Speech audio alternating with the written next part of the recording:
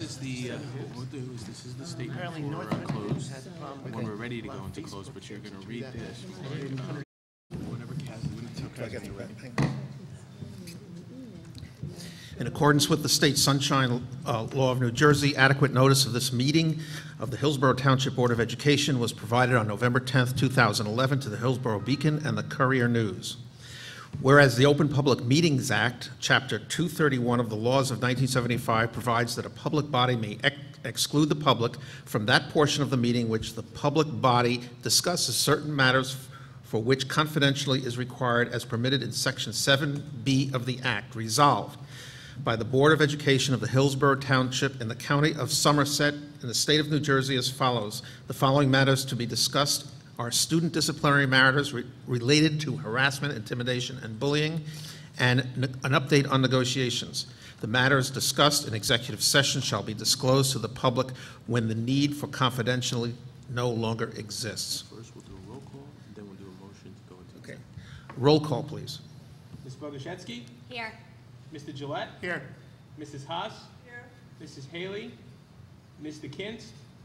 Mrs. Lay? Here. Mr. Pulsifer? Mr. Rosenberg? Here. Mr. Paget? Right. I need a motion to go into executive session. So moved. Second. Here. Yes. Wanted to hear me in the back row. All in favor? All in favor? Aye. Aye. Opposed? Abstentions? We're now in executive session. Thank you. When Cass is ready, we are back in session. A roll call, Mr. Mahmood. Thank you, Mr. Paget. Ms. Bogoshevsky? Here. Mr. Gillette? Here. Mrs. Haas? Here. Mrs. Haley? Mr. Kinst? Here. Mrs. Lay? Step down. Mr. Pulsifer? Mr. Rosenberg? Here. Mr. Paget? Here. All right, that concludes our closed session meeting. I need a motion to adjourn. So moved. Second. And all in favor? Aye. Opposed, and abstentions? All right, that closes our other meeting, and now we're going to go into our regularly scheduled 7:30 meeting. Blah, blah, blah. It's at the top. In accordance with the State Sunshine Law of New Jersey, adequate notice of this meeting of the Hillsborough Township Board of Education was provided on November 23rd, 2011 to the Hillsborough Beacon and the Courier News. Please rise for the Pledge of Allegiance. I pledge allegiance to the flag of the United States of America and to the republic for which it stands, one nation, under God, indivisible, with liberty and justice for all. Thank you. Now we'll go and have a roll call again, Mr. Mahmood. Thank you, Mr. Paget. Ms. Bogoshevsky? Here. Mr. Gillette? Here. Mrs. Haas? Still here. Okay. Mrs. Haley? Mr. Kinst? Here. Mrs. Lay? Here. Mr. Pulsifer? Mr. Rosenberg? Here. Mr. Paget? Here. All right, moving on, there's some correspondence, and then we're moving on to the superintendent's report. Dr. Schiff. Thank you, Mr. President. Tonight we're going to go over the violence and vandalism report for the 2010-2011 school year. Mr. Rocco is going to present that for us. We're also going to spend some time talking about a report that Mr. Rocco did concerning the amount of time that we have been spending both administratively as well as our guidance and other support staff personnel on the harassment, intimidation, and bullying, the implementation of this new law. So with that, I'll let Mr. Rocco do the presentation on the violence and vandalism report. I'll just click through it for you. If you send it to me as a PDF, so I'm just going to roll right through.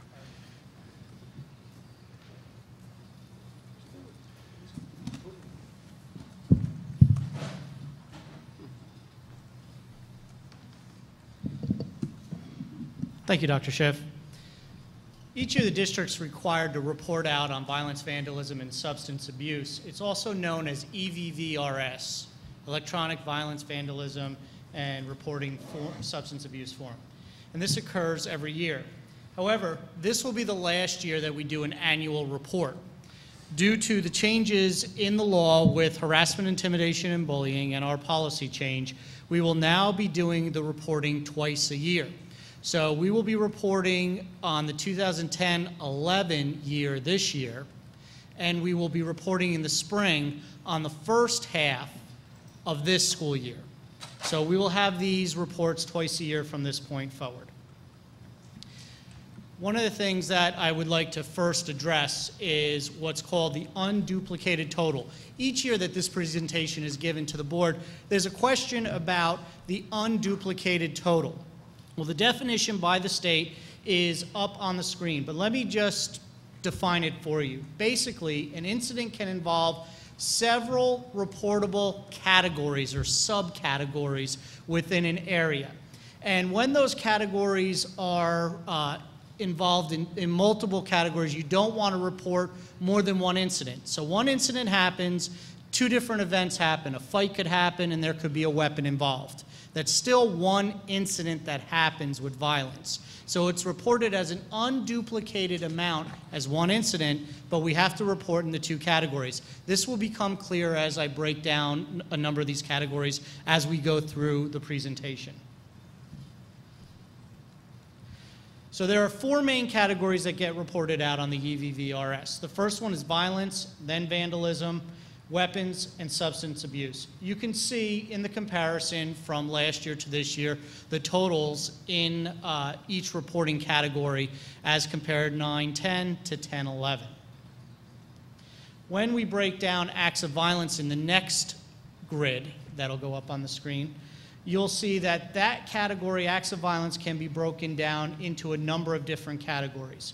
This year, or last school year, 10-11, which we're reporting on, you'll see that there were increases in two categories, fight being one of them, and harassment, intimidation, and bullying. And this is under the old policy, the old rules, the old law.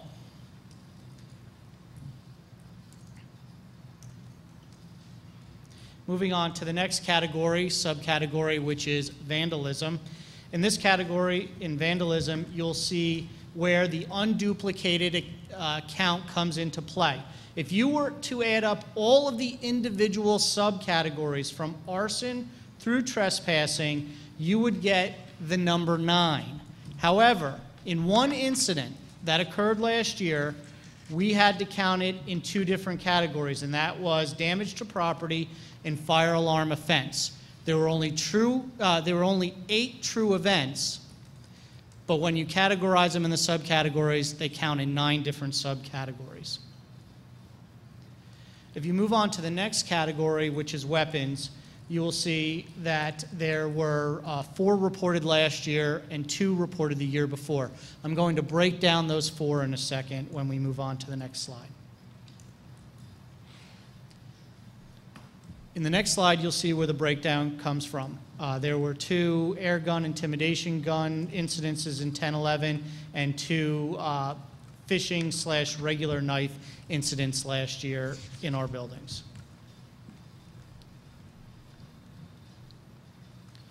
In the area of substance abuse, again, you have to take out with the reporting, the unduplicated amount is 23. But if you were to add those numbers up, it would add to 26 because in multiple subcategories, we reported twice in 2 subcategories. Breaking that down a little further, for 10-11, you will notice the differences between several of the categories of use and distribution/possession.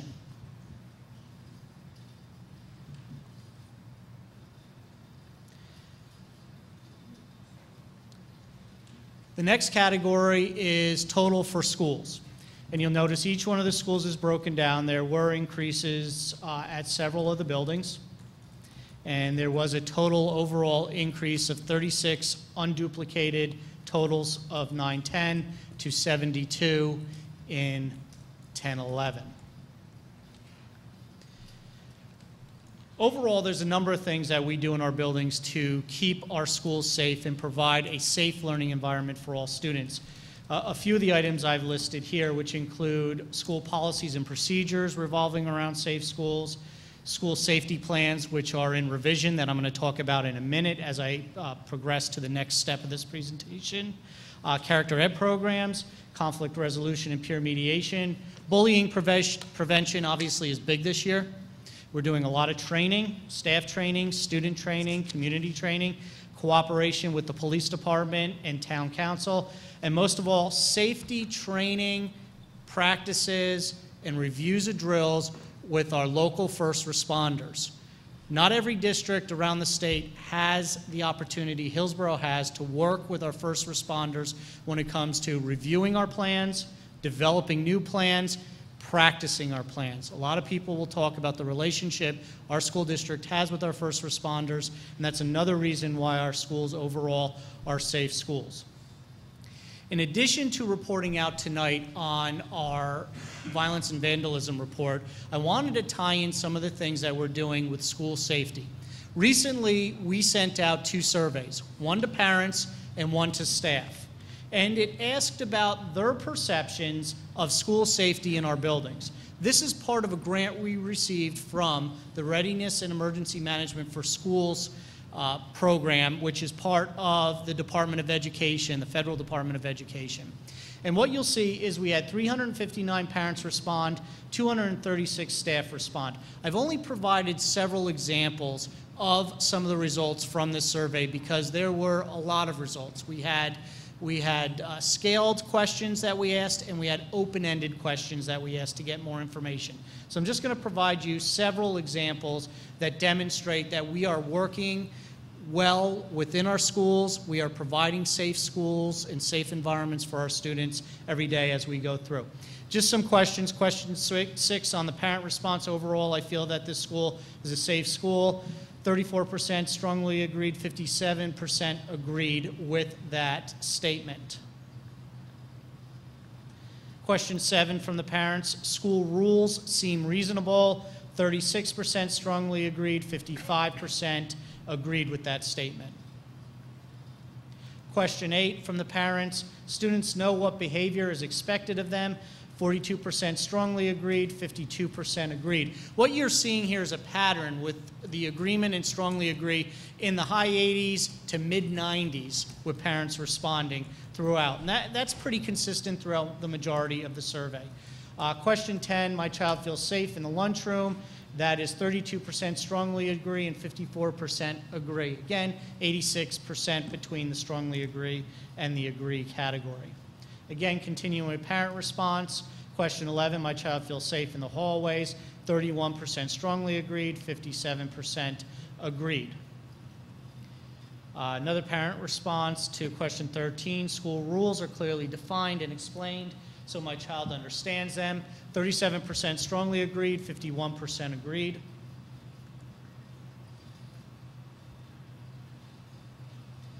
Question 14, my child feels safe in the classroom, in the school. 44% strongly agreed, 51% agreed. Total between those two categories of 95%. My child's school is prepared for a crisis situation. 23% strongly agreed, 48% agreed. 26% were neutral on this. They didn't agree or disagree on this. This is something that I'm taking back with my project director for this REMS grant. We're going to try and flesh out some of the rationale behind that with some of the open-ended questions that we received or open-ended responses that we received. I think part of this might be due to the fact that some parents are not aware of the resources that are up online, and we have a Readiness and Emergency Management for Schools site on our district website that's available for parents to get information. We're also going to be increasing the amount of information that's up there, and when we do that, we will be sending out an instant alert to parents. So we're going to be looking to find out what that neutral response is a result of.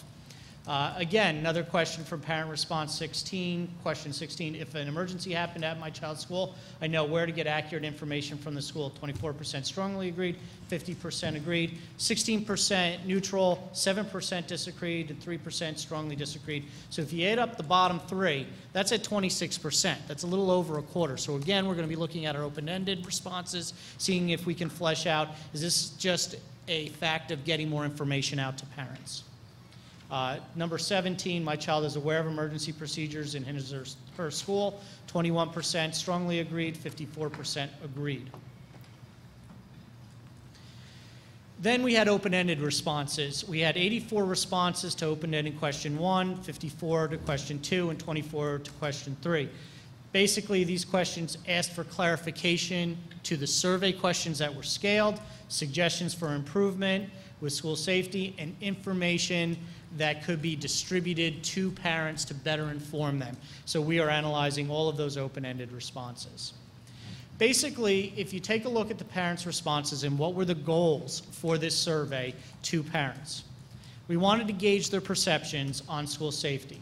We wanted to identify areas of improvement, but most of all to the people that were putting this together, which included myself, my project director, and several other members of our school safety teams, we wanted parents to begin discussing school safety with their children.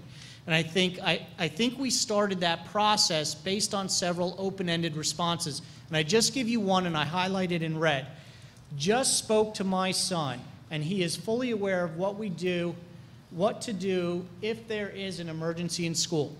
That was the main point of this survey, was to get parents and our students to begin talking about what are our procedures, what do we do in school, so that parents can be informed and understand how safe an environment we have for our children. Then moving on very quickly, I'd like to talk a little bit about some staffing questions we had. In section 1 was demographic information. Section 2 were some closed-ended questions on rating scales. Question 6 was, how would you rate the quality of fire and emergency drills in terms of student staff following instructions and protocols? 38% of our staff said excellent, 52% said good. Over 90% in that category. Question 1 in section 3, this school provides a safe learning environment. 47% strongly agreed, 45% agreed. Section 3, question 2, school safety is important within the school.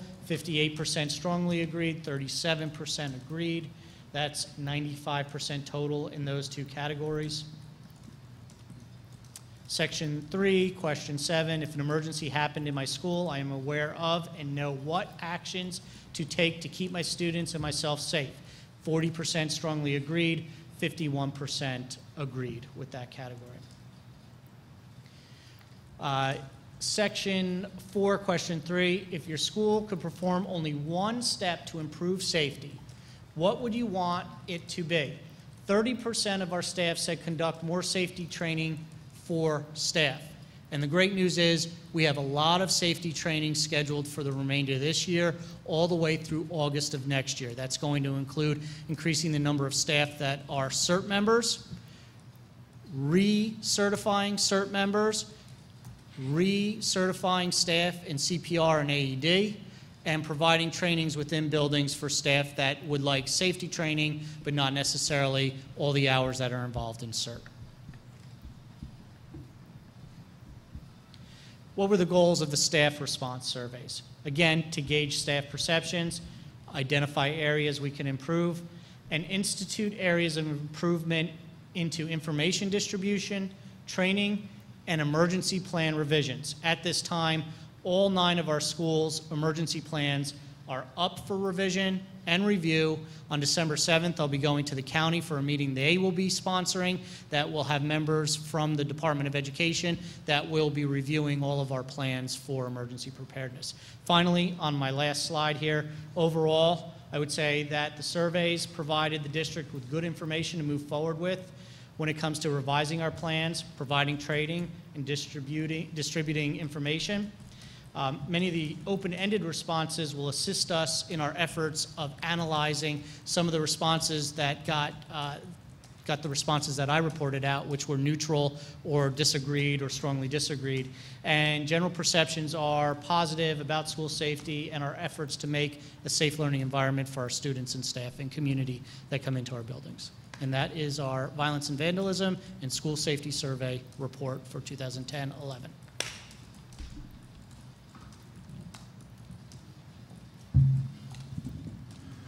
Questions from the board?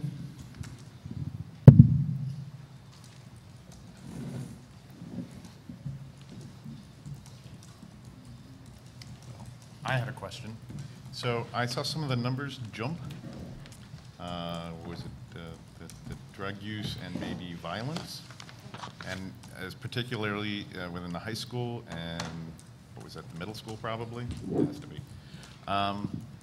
Now, I know at times they have changed the way they've asked for data, and certain things went from being not counted to being counted and that sort of thing. And so you can get a data jump like that just from how it's reported. Also, if you're more vigilant, you can see a jump in things. I guess my question is there anything like that for this data? Or have you discussed it with the principals to why we see this sort of increase? There was no change in the form until this year. And actually, this year, the form has changed twice already because of the new harassment, intimidation, and bullying laws and policies. We will be discussing this information and reviewing it with the administration in each of the buildings, all 9 of the buildings. Also, one of the facts, and I don't have this as evidence for the reason why there's an increase or more reporting as compared to another year, there are peaks and valleys in reporting. And over the last couple of years, I think we've seen kind of a little bit of a downward trend, then up and downward trend. This year, there's a little bit of an upward trend. We are also focusing a lot on school safety. We're focusing a lot on being consistent with our policies and rules and those type of things. We've been consistent over the years, but there's been a focus on school safety over the last 18 months with the grant that we've received, the trainings that we've done, the laws that have changed over the last couple of years. But there's no form reporting or any specific policy that I could claim is a result of causing this to increase at the numbers I presented. So I'd be curious what the principal's opinion about what, can get back to you. you know, is there something we're not, you know, that they know what's going on that we don't? Any other questions from board members? All right. Seeing none, is there any questions from the public regarding the report? All right, seeing none. Dr. Schiff? We are also going to spend some time tonight talking about the time that we have dedicated administratively and otherwise to our work enforcing the new anti-bullying law. And I'll again defer to Mr. Rocco for some more detail in this matter. As we begin talking about it, we also want to emphasize that our resolve is very serious in minimizing, hopefully eliminating, any acts of bullying and harassment and intimidation, regardless of the time that is spent on administering this law. A couple months ago, the board had requested that we gather some data about the number of hours that were involved in investigating harassment, intimidation, and bullying events that have gone on in the district. And so I am reporting out, I reported out to the HR committee the other day and can report out to the full board September and October's numbers for the district. It's broken down into several categories, and then it is added up total for the district. If you look at the time that is spent by the school anti-bullying specialists, over the month of September, the schools total, this is nine individuals, they spent a total of just under 253 hours. In October, they spent a little over 311 hours cumulatively. The school administration, and this is at all the buildings, in September, school administration spent a little over 154 and a half hours. In October, school administration spent 179 and a quarter hours on harassment, intimidation, and bullying. The anti-bullying coordinator for the district in September spent a little over 32 hours, and in October, just short of 30 hours. Total in the district for September was, this is everybody now added up, in September was just about 439 and a half hours, in October 520 hours.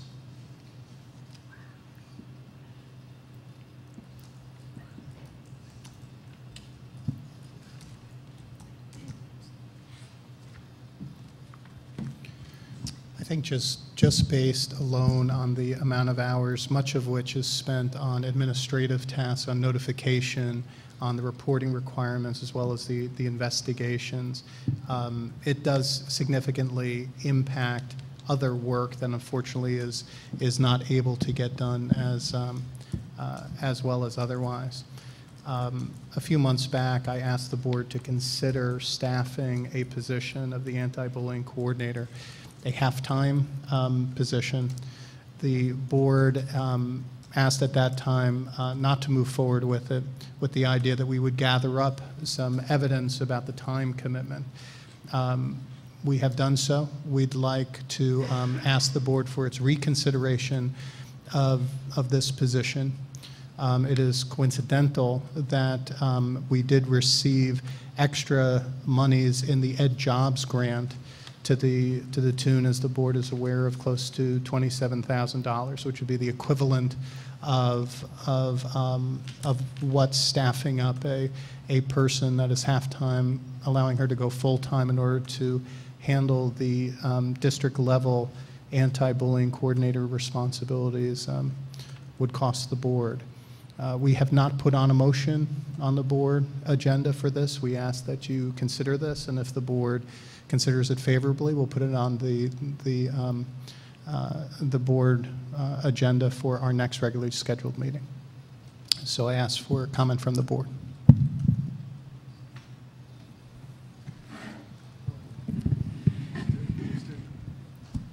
Daria? I understand that bullying is a predominant issue in society today, as we've seen in recent years. Suicide has come out of it, and especially in schools, schools should be concerned. I'm not saying that bullying doesn't exist, but I am saying that bullying is going to exist no matter what. And I think that this year in particular, I have seen so much emphasis put on this, and I wish that half of this motivation was put into other areas such as substance abuse. There are kids in my classes that are drinking alcohol and taking drugs, yet we're more concerned about if someone says the word stupid in the hallway.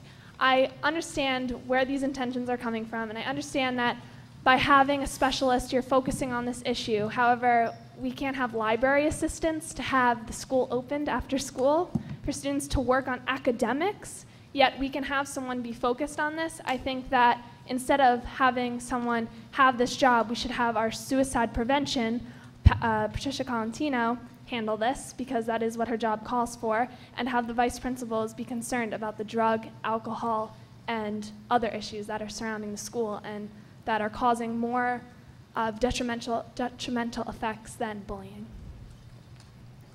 Thank you. I will note that Dr. Colantino is one of the people who does do the investigations.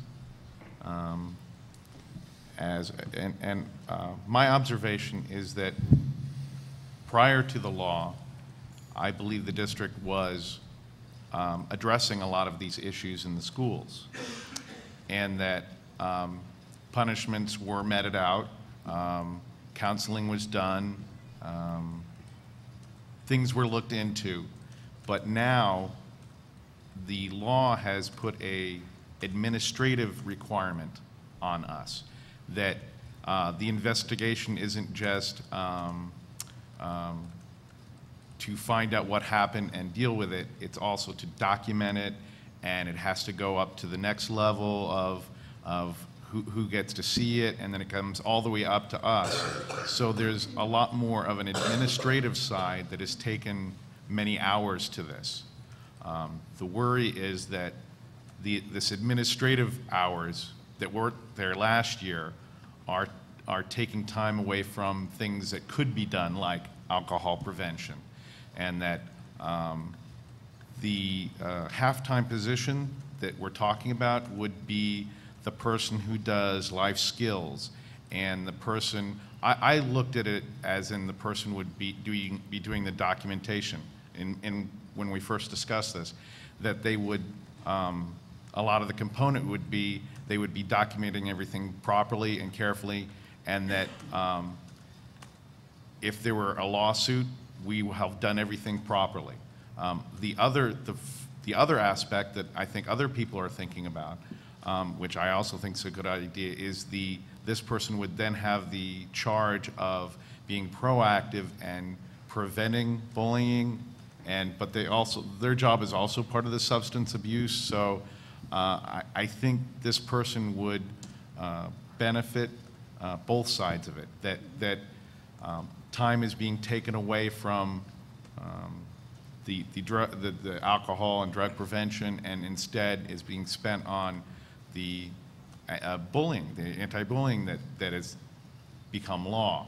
But in some ways, we are required to do a lot more, and you know, the pie is so big, so you know, that time is being moved from one thing to another.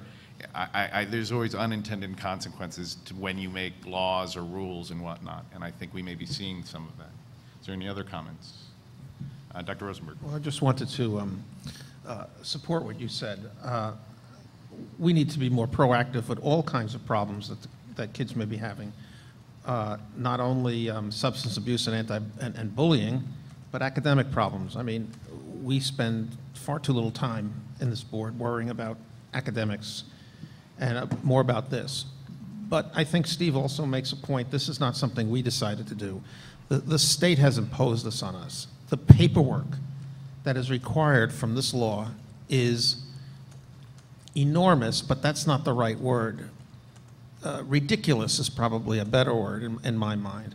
I have no doubt that we have attended to harassment, intimidation, and bullying issues in the past, but now the documentation and the amount of time spent by people who should be more proactive in other areas is just enormous. And as long as we have to comply with the law, and it is an unfunded mandate, the state didn't give us any money to do this, it seems to me that we have to do, we have to comply with it as efficiently as possible, make sure it works as efficiently as possible, and the way we are doing it now just doesn't seem efficient at all to me. Mrs. Haas? I would like to know, in relation to these numbers, how much of that would have been spent anyway in dealing with disciplinary issues versus how much extra time is spent because of the law? Because I have to imagine these numbers are the entirety, not the net number. No, you're correct. They're the entirety of the incident. However, I'm sorry, I didn't want to cut you off. No, that's it. In previous incidents that would occur before the law, you could determine if it was a harassment, intimidation, or bullying event or not event without going through the steps and the protocols and the procedure and the timelines. Everything now, once it's reported as a HIB event, you have to go through the protocols, the procedures, the notifications. So the investigation goes through. These are thorough investigations. Some take 3 hours, some take slightly less, some take a lot more, depending on how involved they are. This is the entirety. What's the breakout per event? I couldn't tell you that, but I can tell you what the administration and the buildings are reporting, and the guidance counselors who are the school anti-bullying specialists, which is this is consuming their days as compared to years past. And comments such as, I am behind in the things that I've traditionally done at this time of the year. So it definitely has an effect on what they're doing, when they're doing, and how much they're doing based on what their traditional job description is or what they are contracted to do with us. Well, since it's always been my impression that we've always handled discipline thoroughly. I mean, you wouldn't want to say that we didn't, Correct. Didn't investigate thoroughly in the past. It just seems to me that there might be an inordinate amount of fuss going on about the new procedures, and maybe there might be some time management procedures that could be implemented that would handle the administrative work and make it a lot easier on these people. The issues aren't going away, and I don't know how our numbers of disciplinary matters are comparing from one year to the next. But, you know, it seems to me that just the aggregate number of time spent on disciplinary matters doesn't really tell me very much. Well, what you also have to understand is that these investigations, the majority of them are being done by the school specialist at the upper levels, Alton Road Middle School and High School. Who are guidance counselors. Guidance counselors, and it's also involving administrators, vice principals who are involved in this too, because if it's determined that there's disciplinary action that has to be taken, they have to be involved in that.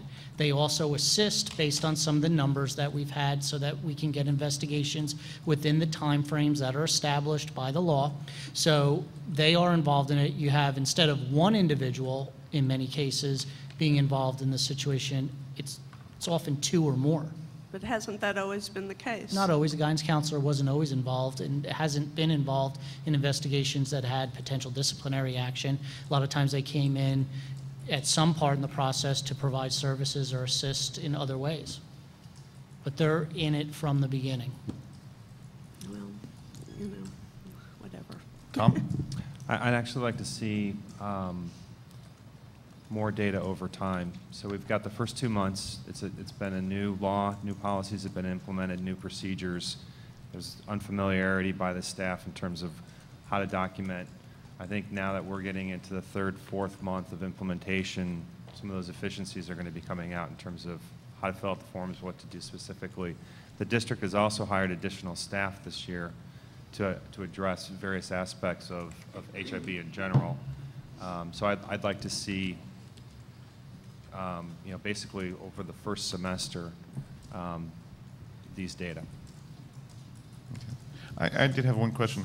So do you have a rough percent of what, because when they come to us, you tell us whether they were actually HIB or they were non-HIB events. Is it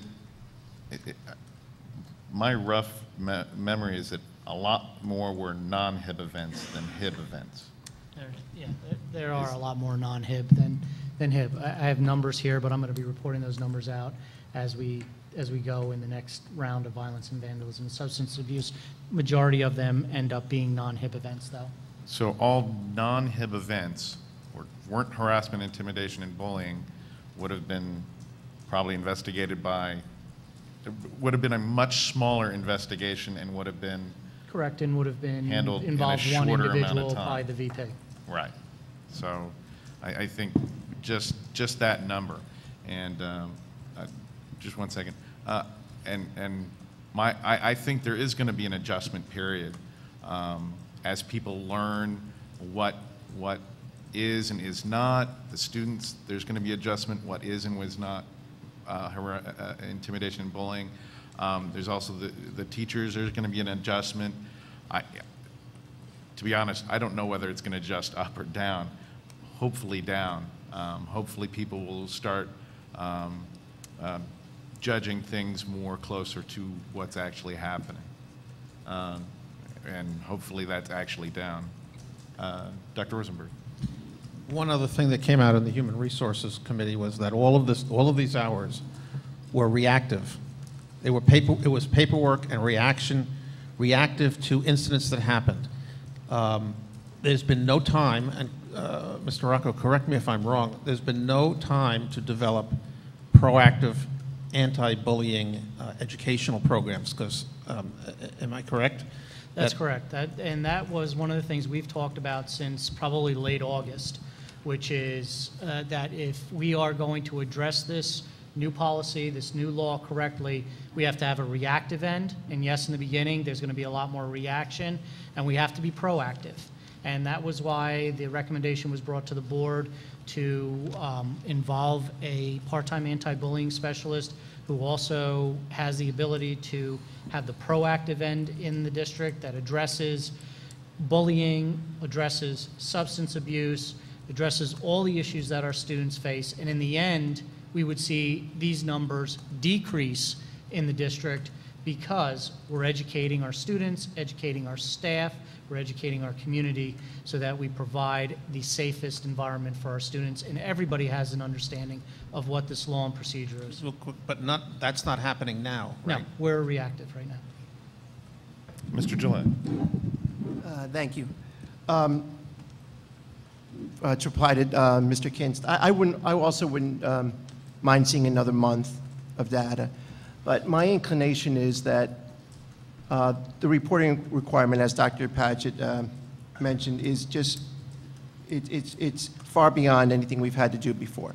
These are real hours that are consuming the time of our professionals that need to do other things. Like the guidance counselors reported that they'd be doing something else at this time, and their days are consumed with HIB. I think it's rather serendipitous that we just happened to get an increase in the Ed Jobs money of $27,000.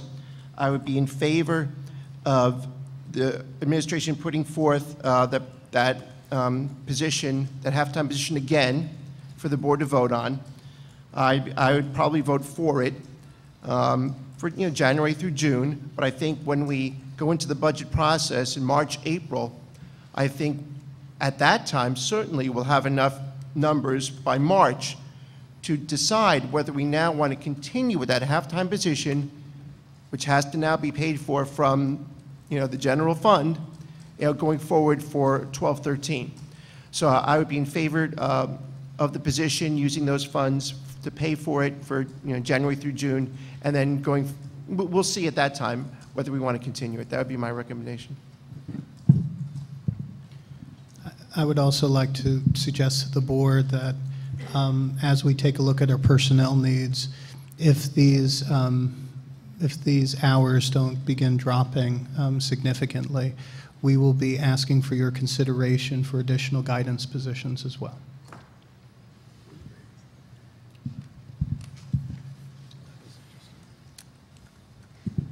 All right. Do you want?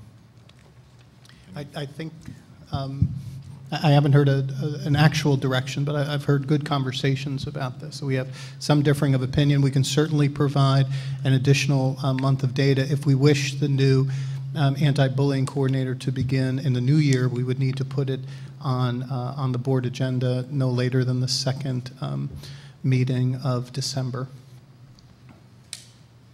So we can By that time, we would have November's numbers, I believe, Mr. Rocco. Am I correct? We would. Okay. So we'll have November's numbers. Are you looking for just a straw poll?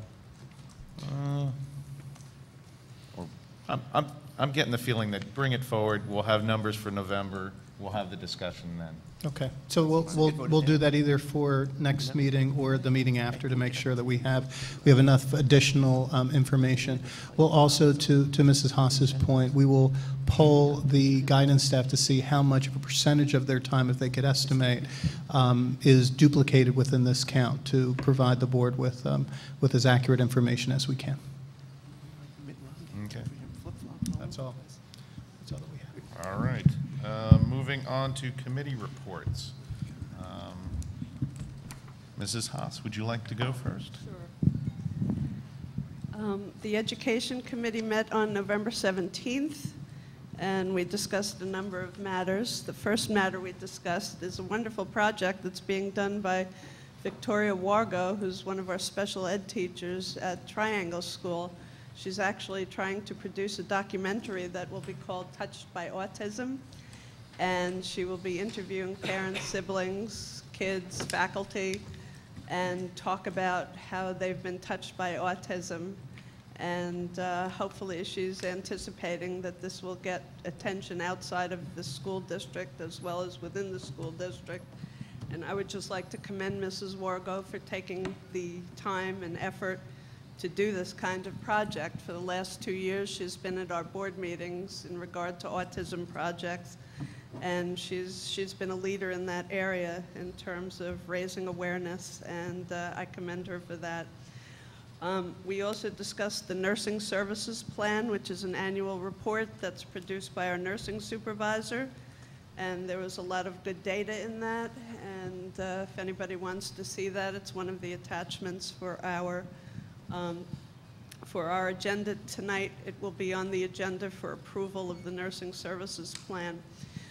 We discussed 4 curricula, grade 1, grade 2, and grade 5 mathematics, which are basically aligning to standards, and grade 10 through 12 AP World History, which is a new AP history course. Right now we have AP Euro History. So AP World History is actually a different course, which is a little mind-boggling when you think about it, but there it is. So we went through all of that, and that will also be on tonight's agenda for approval. We discussed the long-range planning calendar for various education items on a month-to-month basis, what will be coming to the board. And, you know, these things will be updated as the year moves ahead. Some of the timelines change over time, but this is basically a good schedule of what to expect and when to expect it. We also covered a couple of communications items. One is the Community Partnership Network meeting, which will be taking place this Wednesday night, November 30th, from 7 o'clock to 9 o'clock right here. And it will be discussing the Building on Excellence plan and the update on the World Language Task Force work. And I believe press releases went out. I've seen articles about it. Thank you very much. And hopefully that will be well attended on Wednesday. We are also talking about re-examining the instant alert process and the listserv and the eFriday folders to see if there are more effective ways to push out information to our parents. We scheduled December 5th to discuss our strategic plan revision in the education area, and that meeting will be taking place. And then in terms of new items for discussion, Tweanne was representing, was at our meeting on November 17th, and she shared a grant opportunity for the Sustainable Schools Project with the Education Committee, and spoke about how this grant fits into our strategic plan goals and building on excellence. This would be a 3-year grant, which would allow us to send a team of 5 staff members to a 4-day summer workshop. And the purpose of this would be to bring energy conservation and water conservation and supply management programs to our students. And we discussed this at length. This is a very short timetable in terms of applying for this grant. And we also very briefly discussed one of the programs that I attended in Atlantic City, which was about changing education paradigms. And it was a very interesting program on divergent thinking. And I would recommend, if anybody's interested, taking a look at the YouTube called Changing Education Paradigms by Sir Ken Robinson, because it really makes you think about a lot of things in terms of how we can better serve kids and their unique educational needs. So that's basically it for the Ed Committee. Thank you very much. Mr. Gillette? Thank you. Thank you, Dr. Paget. Okay. The Operations Committee met October 12th? No. When did we meet? Excuse me. November 16th, excuse me. We had a long meeting, so I'm going to look at my notes. The first thing we discussed is that we will be meeting to review the preliminary budget sometime in February, probably February 4th or 11th on a Saturday. This is our big annual budget meeting. So that'll be either February 4th or February 11th. So if you're looking to find out when the rest of the board is going to be having some kind of big news about the budget, it'll be after that, I think, sometime after that. Dave Frusco, our facility supervisor, was at the meeting to discuss a problem at Orton Road School with the music rooms. This was Orton Road School? On my note says Orton Road School, but I thought it was Amsterdam. Oh, Orton Road School, okay, it is Orton Road. A problem with their HVAC system concerning 3 music rooms and a computer room. These are all interior rooms with no windows, so the HVAC system is very important for these rooms.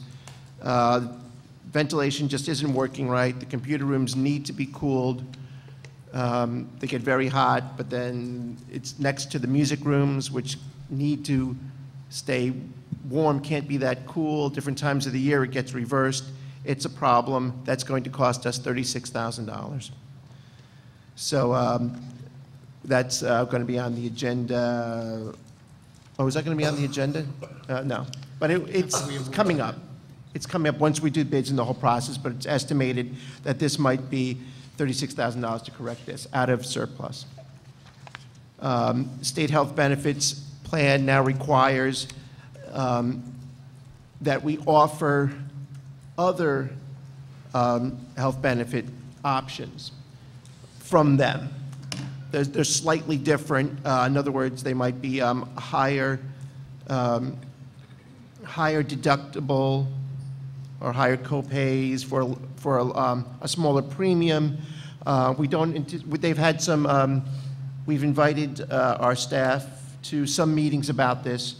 There were very low turnout at these meetings. We don't anticipate anyone going to these new plans, but they must be offered. So that's on tonight's agenda, a resolution just stating that, yes, we are indeed offering alternative health plans.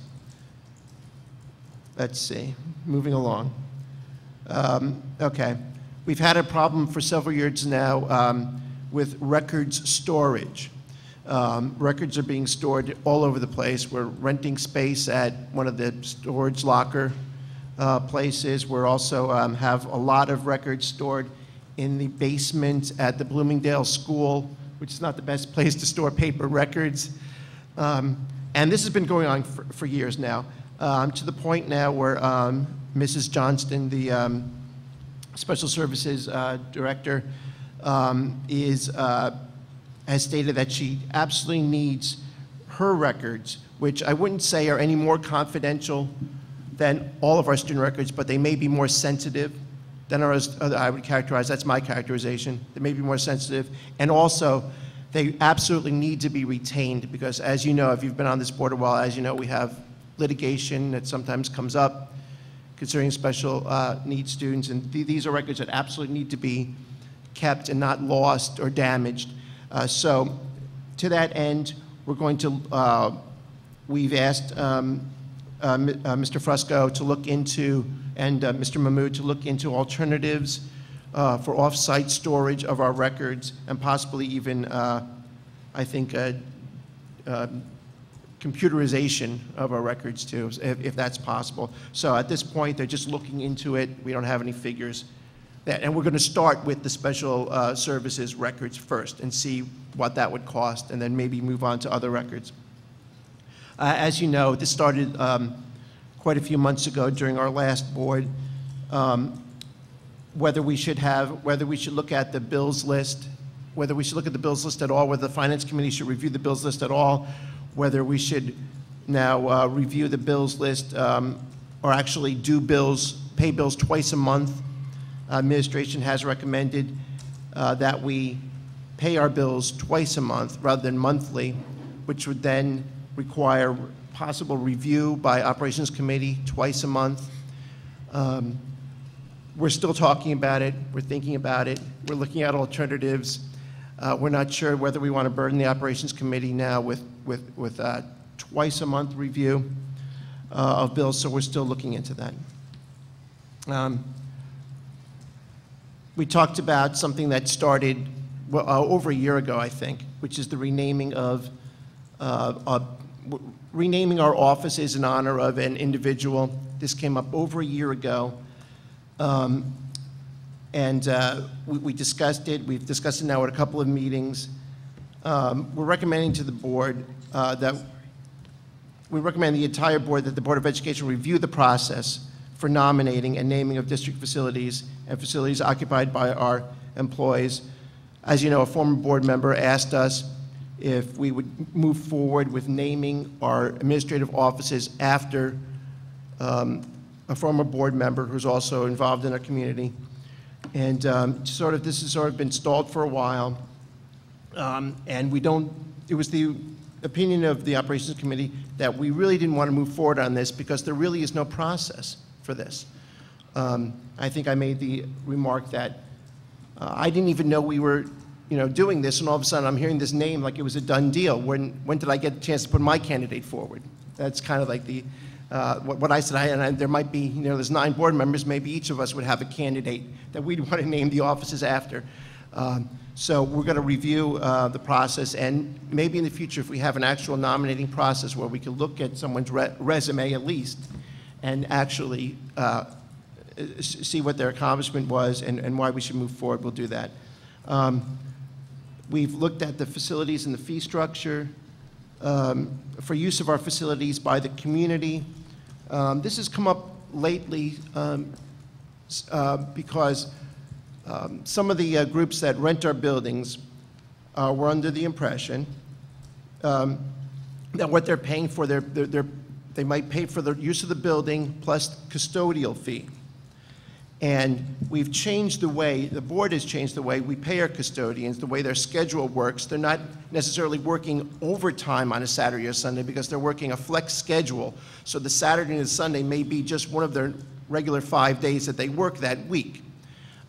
So there was a perception in the community from some of the groups that rent our buildings. The perception was that our costs to the district have gone down. Why shouldn't their costs also go down? And that's not necessarily true, or we don't know that our costs have necessarily gone down. So we're still looking into that. To further that process, we asked Mr. Frusco and Mr. Mahmood to provide us with a list of everybody that rents our buildings and what fees they're currently paying. We're going to continue on that. We reported a couple months ago that there was an apparent violation at Amsterdam School, a violation of the boiler by the Bureau of Boiler and Pressure Vessel Compliance. It's our understanding that there really was no violation, and we think that the state is just letting it go away because there really was no violation, but we haven't heard officially that they've dropped it, but we're proceeding as if they've dropped it because there really was no violation. Some board members have mentioned to me about the marquee at the high school. This is out on the corner of Raider Boulevard and Elmore Road. The marquee looks old and tired. At one point, there were some funds available at the high school to do a new marquee. It was funds that came from alumni classes. So now we're looking into whether those funds, which are still available, if that's an appropriate use of those funds to do the new marquee. And we're looking for input from the alumni groups that contributed those funds originally, so that's going to have to be with Mrs. Bingert. She's going to get in touch with the alumni and find out if, yes, they would agree that that was an appropriate use for the fund, so that's ongoing. You heard about the Ed Jobs increase of $27,000. And we did discuss what we discussed earlier this evening, whether an appropriate use of those funds would be to bring back to the board the idea of the halftime HIB coordinator, which you heard tonight will be on in a future item time. We also had some bad news during the wonderful play that the drama club presented at the high school. They used a pool on the stage. There was an actual swimming pool sort of thing. And, well, there was a lot of water on the wooden stage, and you could just figure that it leaked. And there was a lot of damage to the stage. We're still getting estimates on that, but the damage was considerable. So this is not going to be small. It's going to be the high 5 figures. I'm thinking that's what numbers that we're throwing around. It's not going to be $5,000. It's going to be a considerable amount of money.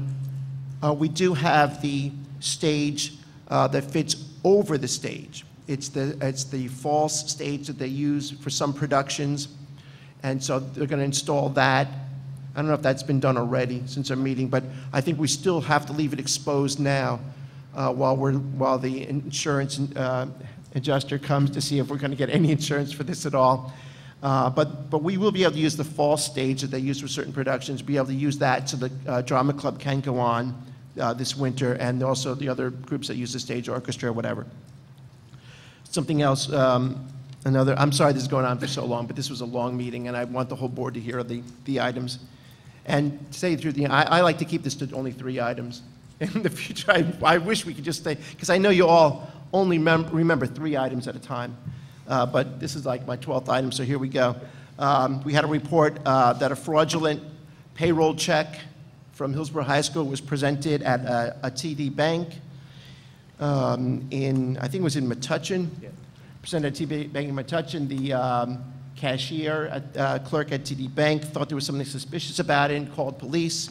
And yes, it was indeed a counterfeit check. So police are investigating. We hope that there are not more out there, but the indication is that there probably will be. So we're looking into that.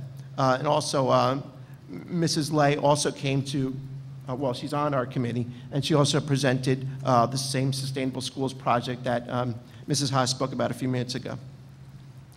And of course, we're going to look, we're continuing to look at our strategic plan and how the Operations Committee, how some of our goals fit in with the strategic plan, where that'll be ongoing. And I think that's it. Thank you. Thank you very much. Dr. Rosenberg will report out for Mr. Pulsford. Thank you. The Human Resources Committee met on November 17th, and most of what we did has already been discussed at the meeting, so I'll highlight the other things. We had a very good presentation from Barbara Golden, a second-grade teacher at Triangle School.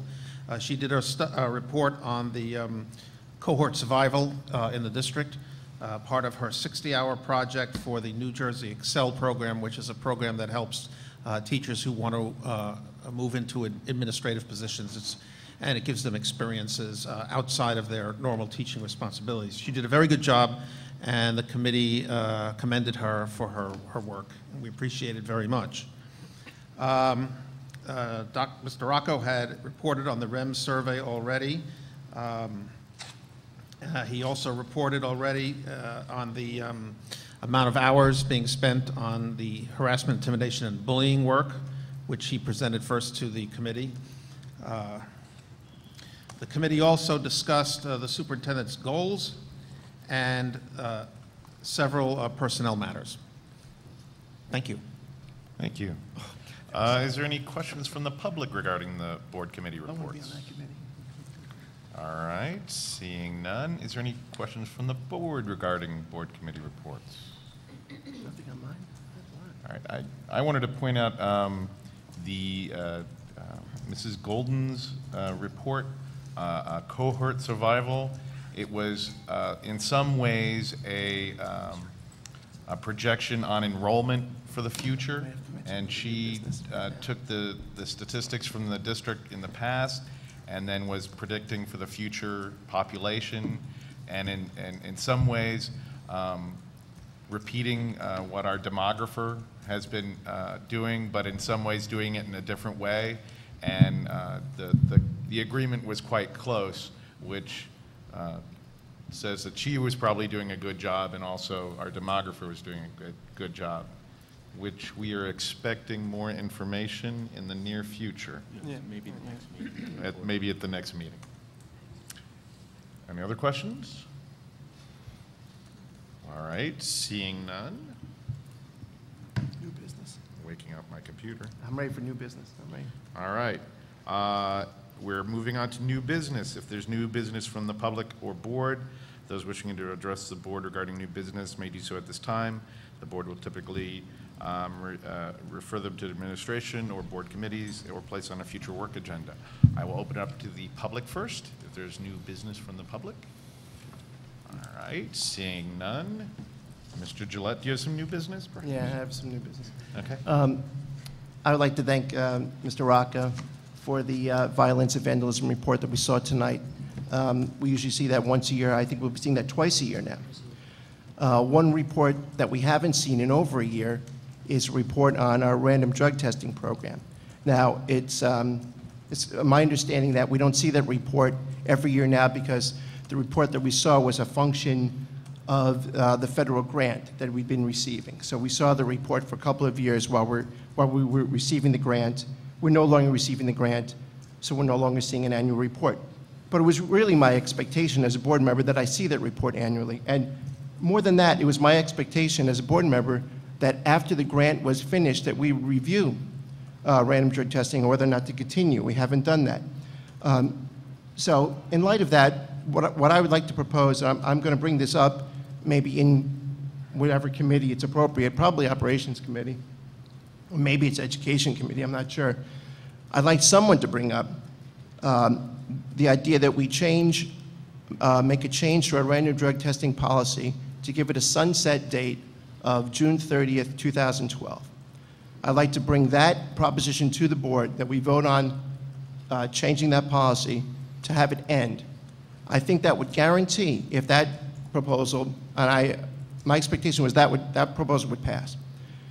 And if that did pass sometime in the next month or so, that we then begin a discussion on whether to have a new policy. It could be the same exact policy if you wanted, to begin July 1st, 2012, if you wanted to, but at least it would let us have our discussion about whether we're going to continue with random drug testing. I think this is the only way that I'm ever going to get a discussion on whether we continue with random drug testing, to change the current policy that we have, not eliminate it, because I don't think I can get 5 board members to vote to eliminate random drug testing, but to have it sunset on June 30th, I think so. So I'm going to put that out there now to get it in your heads, and then whatever committee it happens to be appropriate for, I think I'd like to have it move through there. Thank you. Can I get a clarification? So would the sunset clause just require us to have had the discussion and implement a new policy? The sunshine? Yeah, the sunset. You're saying, so if we do nothing, so we would vote and say that if we do nothing, it would end on that date. Yeah, I'd like to have it end, and then and then I would, if let's play it out, if we did vote and did that, and then we started talking about, no, we really like this policy, we really want it to continue, I would offer that we continue it like for 3 years for the new policy to also have a date of like June 30th, 2015 or something, to make sure that we're on top of this, because as you know, I'm not in favor of it. I think it's unconstitutional. I don't think it's done anything. As we saw tonight, 1 marijuana incident, 10 last year, 10 this year. We heard our student member of the board report on alcohol abuse. This was supposed to be a deterrent. It's not been a deterrent, as far as I can tell. The policy has not been a deterrent. Its only real effect is to be a deterrent. That's the only reason to have it. You cannot. I don't want to get into the whole discussion now, but you cannot do enough testing to catch enough kids. You can only have a policy to act as a deterrent. And if it's not acting as a deterrent, then I don't think it's worth it. I'm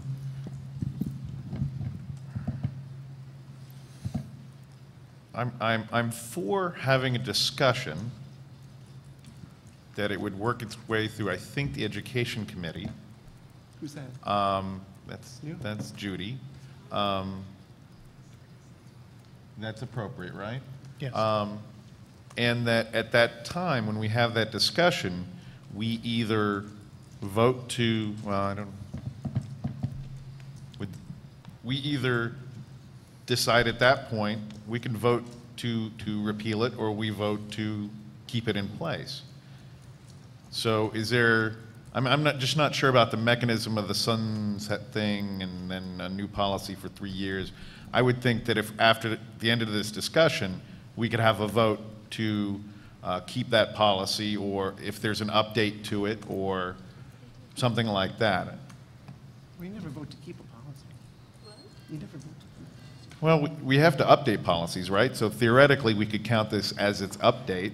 We could add any words or say that we reviewed it. It's not a mandatory policy, so we don't really have to update it. But what I would suggest is that, I would like to see some evidence that it's made a difference. I mean, we've had this program for 3 years. It is utilizing, staff resources, which could actually be used for HIB or some other, reasonable function. And we're doing it out of a routine. I guess in the past, the discussion was about having the grant money to cover whatever expenses were involved. But now this is a budget item like every other budget item, and I'd like to know if it's really and truly the most important budget item that we have on the table. And that would come back to how many people have been, deterred by this process. How many people have even been tested? We don't know that, and I think, as Greg says, it's fair to have a report on that every year, whether or not we... Before we get into a really long discussion about drug testing, I think we can probably refer this to the Education Committee to look into, to put it on your agenda to discuss it, and then we could bring it to the board to discuss. It certainly has implications to many things, including the budget. Dr. Rosenberg? Yeah, this shouldn't be a discussion for random drug testing, but I don't think it's necessary for us to vote on sunsetting something. I think that's the charge we should give the committee to investigate this. I do share Mr. Gillette's concern that we haven't had any reports, and as some members of the administration will tell you, I have been asking for it myself, and was told just very recently that it was coming. But, you can ask, and I think I understand your frustration that you haven't had it. I would like to hear from Ms. Bingert and some of the other people who are close to it as to whether or not this is worthwhile and worth working. And we do need a report, and I would suggest that the way to do that is simply to request the administration make that report to the Education Committee, and the Education Committee will make its report back to the board, and we'll take it from there. But I don't think we need to sunset anything here. I think we need to investigate. Mrs. Lay? Yeah. May I suggest that we also benchmark and see what are good best practices in other school districts for drug prevention? Sure. Like let's say this costs X amount of dollars, and if we substitute it with something that's more has better outcomes, I'd like us to be open-minded about how to handle this. Okay. The nurses would be in charge of that. For drug Yes, testing. and that would fall under Education. Dr. Antunes, and then that would fall under education, so that's what I was thinking. All right, any other new business from the board? Daria? So as my position as Board of Ed rep, it's my job for every student council meeting that we have every week to hear our students' opinions on what I should discuss. And the only opinion I had so far to discuss with the board is the new gym policies. It has frustrated and angered students, including myself. So I think that the board should be aware of some of the changes. I'm sure you guys are aware, but I don't think you understand the extent and the execution of these new policies. This first marking period, I was enrolled in weightlifting and powerlifting and all that in weight room. And every day, my teacher would stand at the door and not teach us one thing. And we had a sheet of paper where we had to write each exercise that we did, how many times we did it, and how many weights that we used. I was absent one day, and I came back from gym, and my teacher told me that I had a test, and I thought it was the running test. And I waited to go outside for the running test, because we have to run 1.5 miles every Wednesday. But she told me instead it was a written test, and that these new gym policies ensure that every gym class must have a written test. And I know that some gym classes, depending on the teacher, have more than one written test. This teacher gave me a sheet of paper with a human body, front and back, with muscles, and I had a list on one side of all the muscles in the body, and a list on the other side of which exercises accentuate those muscles and which exercises will make use of those muscles. And I had no idea, because my teacher the entire period sits at the door and hasn't even spoken a word to us. I told her, is this a joke? Because I did not know what to do, and I guessed. I left it blank, and I think I got like a 35 on it, and the whole class failed. And when I told her, listen, I'm very concerned about my grades, I need to keep my GPA up for college and National Honor Society and all that, she said, well, the new gym policy has a point scale out of 700 points, and even one failing test won't harm you. Because of my participation and because of my attendance, I ended up getting, in those areas, 100%, but because of this one test, I got a 97 for the marking period in gym. And I know that's not a big deal to you guys, but with a GPA, because gym is not weighted, that can bring me down a few points because of just gym. And it's very frustrating to the student body, and it's very aggravating because we see students, and we know students from other districts such as Montgomery and Bridgewater, where they have different guidelines about the state standards for gym. And the gym teachers excuse themselves and say, well, we have to do it. It's the state mandates it. It's the new laws. However, Bridgewater and Montgomery have a system that if you follow a school sport, you're automatically excluded from gym. And if you exercise out of the school for more than 8 hours a week, you don't have to participate in gym. And I think that's exactly what we need to do because we're benefiting the students who actually work out and don't need the additional exercise. And instead, more focus can be on academics. They can take an additional class. They can take an elective. They can fulfill their art and technology requirements that they need. And I know that I, as a student, am having this trouble because gym is something that I need every 4 years. It's a waste of 50 minutes. I could be learning things instead of having to sit around and just be there to get 100. And it's very aggravating that Hillsborough just pushes this issue behind, and we can't compete with these other high schools that are making changes and are updating these kind of ridiculous terms that we blame on the state. If Bridgewater and Montgomery can get away with doing this and can award the students that exercise out of school, then I don't see why Hillsborough can't. Thank you. I'm going to break that into two, I think, issues. Yeah. One is the ability of sports and other exercise to count as credit for a class, and the other is the issue about the scoring system, which, depending on the state may mandate something, but how our practice is and how it is being implemented in our schools. Yeah. Can I refer that to the Education Committee also? Sure, we have nothing else to do. Actually, one of them about the actual implementation of policy. That sounds more like a direction to the administration, not to a particular board committee. But the part about the alternative credits, I think warrants that. There should be a way under option 2 to deal with that. You're not speaking into the mic. He's indicating you're not Into speaking your into the mic. microphone. Judy, you're not speaking into the mic. I'm sorry. There should be a way of dealing with that under option 2. And I'd be happy to look into it because I'm well aware of this as an issue. And, you know, I have heard this from many kids. So I fully understand your frustration about it. So we'll take it up. Lisa, I think we have like half of our agenda. Mr. Gillette. Yeah, I'm happy to give administration my opinion on this. You know, 50% of the physical education grade is effort and participation. I think 30% is skills now and 20% is knowledge. That's the difference. Half the grade now is skills and knowledge. And you know, I'm comfortable with some part of the grade being skills and knowledge, but not half. That's my opinion. It used to be 100% participation and effort. I not necessarily agree with that either.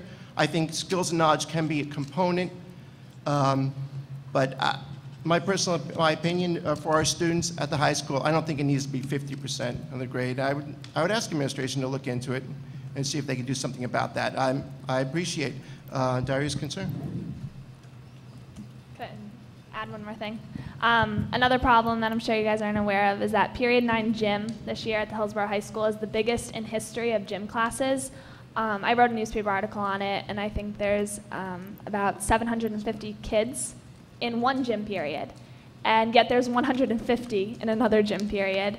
And this is because, this is what the gym teachers based it off on, that it's because of the new Genesis program that Hillsborough High School is using instead of SMARTS, that the scheduling problems have led to things like this.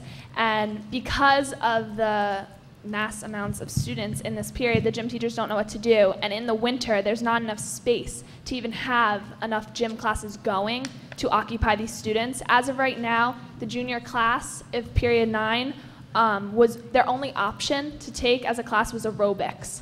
And because, as a previous speaker has stated, that 50% is based on skill, and skill and knowledge on the level, that you're making students be forced to participate in aerobics if they have no rhythm, they're embarrassed, they have no interest. It's very unfair to make a student go through that. It's like forcing a student to take an elective on an issue that they have no way and no desire to participate in.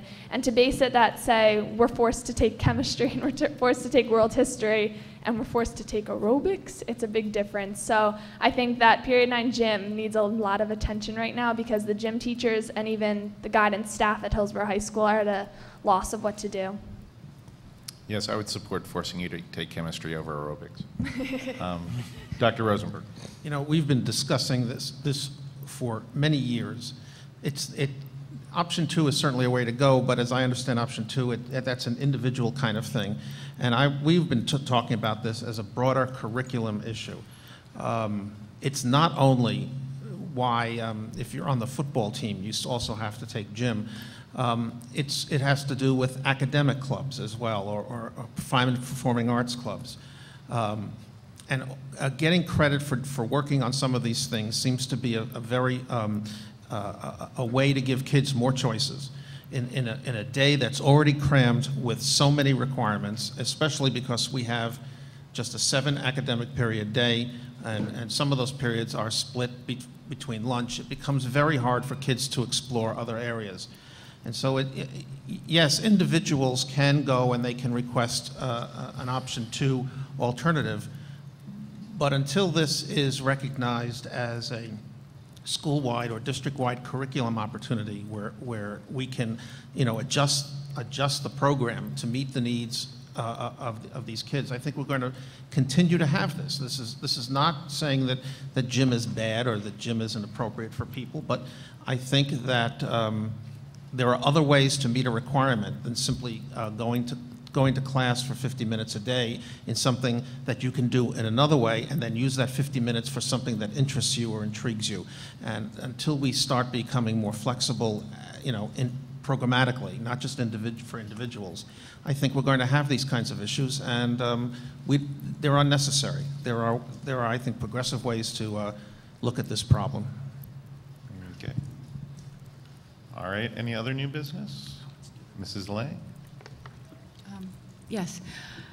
As Dr. Schiff pointed out in the November newsletter, the board will be reviewing, giving input, and finalizing the strategic plan between tonight's meeting and the next one, the next public meeting. So I just wanted to point out that because we didn't have a chance to meet together as a full board, we could lose the visionary process of this. And so I'd like to share a few things with the board and the public tonight.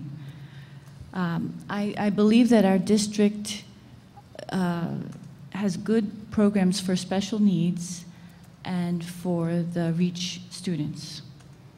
I think that the students in the middle may get lost and may not be able to master a subject, or they may not be engaged enough. And we haven't had the tools to capture that as well as we could.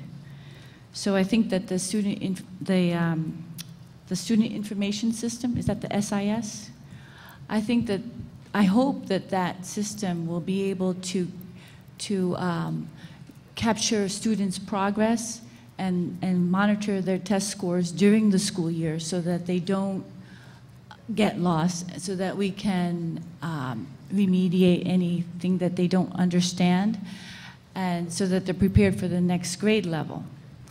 I also, in addition to that technological tool, I think that we should find ways to better engage the students. And I know that several board members expressed support for problem-based learning, or PBL. And education for sustainability lends itself very well to PBL, because this curriculum will allow students to analyze their school buildings to find ways to conserve energy and water. So I'd like the board to consider adding education for sustainable education in the 5-year strategic plan. Because once we set this plan, there are steps that we take each year to implement and meet our goals. So we have to think pretty far-reaching. And I really would like to give students that intellectual curiosity and the skills to be confident and optimistic about solving the problems of their generation. I found this, I'm going to pass this around, but this is the New Jersey Core Curriculum Content Standards for the TEACH program that we have. And if you could just see, if people could just see how rich it is in terms of math and science, and also in allowing students to convince others about their solutions to problems, I think it will help you understand how valuable this could be to students. So I'd like to encourage parents to provide input to the board for the strategic plan, either by this coming Wednesday to the Community Partnership Network, or to email boe@hillsborough.k12.nj.us. We need everyone's input in order to make a very good strategic plan for our district. Thank you. Any other new business? All right, seeing none, we're going to move on to the action agenda. The first thing we're going to do is ask if there's any public comment regarding the action agenda, and the board can comment during the action agenda. All right, seeing none, Dr. Schiff. I'm asking that the board considers the following motions under the area of education: the approval of professional travel and related expenses, the approval of the nursing services plan, the approval of overnight field trips as listed, the approval of 3 grade levels of mathematics curriculum revision, as well as the social studies curriculum AP World History as discussed as part of the committee report. A motion to approve request for retroactive reimbursement, and to approve the harassment, imitation, and bullying investigation list that was presented in executive session. All right, Mrs. Haas, would you like to move that? So moved. Second. Thank you. Any discussion? All right, seeing none, roll call, Mr. Mahmood. Ms. Bogoshevsky? Yes. Mr. Gillette? Yes. Mrs. Haas? Yes. Mr. Kinst? Yes. Mrs. Lay? Yes. Mr. Rosenberg? Yes. Mr. Paget? Yes. I ask that the Board of Education consider the following motions under the section entitled Human Resources. First, the motion to approve retirements and resignations, specifically Mindy Cohen, who will be retiring effective July 1, 2012. She has worked in the district for over 20 years, and we appreciate her service to the children of this community. Also approving motion leave of absences, a sabbatical leave, a contract change, long-term sub-appointments, coaching appointments, substitute appointments, extra period coverage, and revised extra period coverage, group changes, and the revised goals for the superintendent of schools. All right, Dr. Rosenberg? Second. And a second, thank you. Any discussion? All right, seeing none, roll call, Mr. Mahmood. Ms. Bogoshevsky? Yes. Mr. Gillette? Yes. Mrs. Haas? Yes. Mr. Kinst? Yes. Mrs. Lay? Yes. Mr. Rosenberg? Yes. Mr. Paget? Yes. I ask that the board consider the following motions under the area of operations: the approval of the monthly financial reports, bills lists, line item transfers, and the participation in the state health benefits program, the awarding of transportation routes is listed. So moved. Thank you very much. And a second? Second. Thank you. Any discussion? All right, seeing none, roll call, Mr. Mahmood. Ms. Bogoshevsky? Yes. Mr. Gillette? Yes. Mrs. Haas? Yes. Mr. Kinst? Yes. Mrs. Lay? Yes. Mr. Rosenberg? Yes. Mr. Paget? Yes. That's all I have. That concludes the action agenda. Moving on, informational. I don't know if there's any informational. None listed. None listed.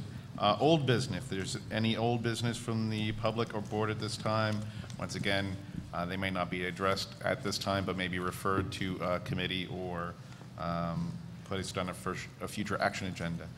Is there any old business from the public? All right, seeing none. Any old business from the board? Mr. Kins. Now that every meeting is a regular meeting, we can have more frequent updates for minutes. So for example, we could have voted on the minutes from the last meeting as opposed to waiting on a monthly cycle. And just a request to do that. We have been voting on minutes regularly, haven't we? I don't know why we didn't.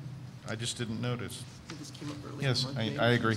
Thanks. And then, if I may, we voted early at the beginning of the year to try the new committee structure that expires at the end of this calendar year. So I imagine that either the last meeting of December or the first meeting in January, we will either make a motion to keep that structure, provide an alternative, or go back to the original structure. So I just want to remind the board members that this will be coming up and assess, reflect on how this has worked. And can I add on to that? If people have some feedback to Dr. Schiff and whoever your administrative liaison about, what, I mean, is it if something isn't working, give them feedback about that. Is it something about the particular committee structure, or is it what is running right now, or what is being put on an agenda, or whatever, that if there's anything that could be changed right now to, improve it, we can try that for a month and see if there's anything like that. All right? So please give any feedback that you have. All right. We do, just a clarification, we do have committee meetings scheduled into the month of January. All right. So with no other old business, I believe I will take a motion to adjourn. Yes. And second, thank you. All in favor? Aye. Opposed, and abstentions. Thank you very much.